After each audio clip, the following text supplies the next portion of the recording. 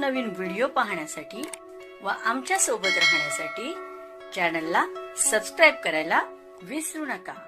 तर बघा काय बातमी आहे, ऑल इंडिया ग्राहक निर्देशांक ACPI जुलै महिन्याचा होता 146.5, ऑगस्ट महिन्याचा 147.1, सप्टेंबर महिन्याचा 147.3, ऑक्टोबर महिन्याचा 147.7, नोव्हेंबर महिन्याचा 148.2 आणि डिसेंबर महिन्याचा 148.2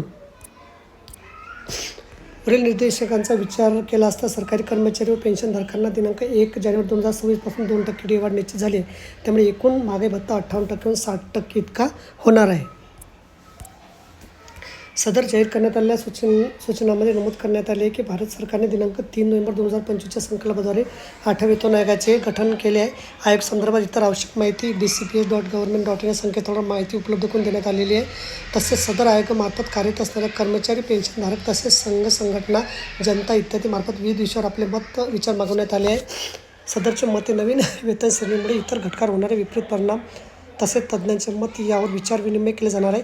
याकरता दिनांक 30 एप्रिल 2026 पर्यंत सदर पोर्टलचे मत सूचना स्वीकारले जाणार आहे।